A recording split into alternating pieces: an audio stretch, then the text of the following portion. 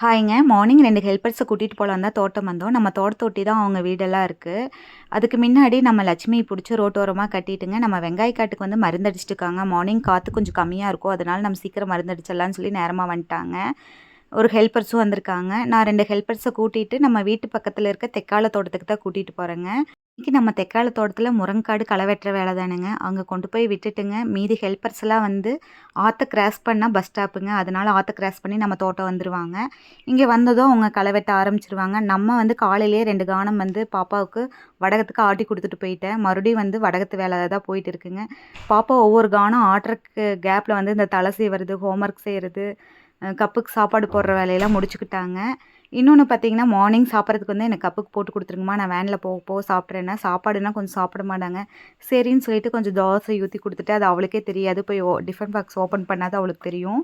கொஞ்சம் ஹாப்பி ஆயிக்குவா. அ அப்புறம் வேன் பார்த்தீங்கன்னா, நம்ம வீட்டொட்டியே வந்துருங்க. அதனால எந்த பிரச்சனையும் இல்ல. அவங்க பாட்டுக்கு போய்க்குவாங்க. அப்படியே அவங்களுக்கு ஒரு பாய் சொல்லிட்டுங்க. வடகம் பார்த்தீங்கன்னா, நம்ம 2 நாளா போட்டுட்டு தான் இருக்கோம். இப்போ புதிய ஸ்டாக் வந்து நம்மகிட்ட இருக்குங்க. இது பாப்பாவே நம்ம நேச்சுரா மசாலாக்கு ரொம்பவே ஹெல்ப் பண்றாங்க. இதுவரைக்கும் இந்த வீடியோ பார்த்துட்டு இருந்தீங்கன்னா ரொம்ப நன்றிங்க. இனி அடுத்த வீடியோல பார்க்கலாம். அடுத்தது என்ன வேலைங்கிற வீடியோவோட உங்கள சந்திக்கிறேன். பாய்.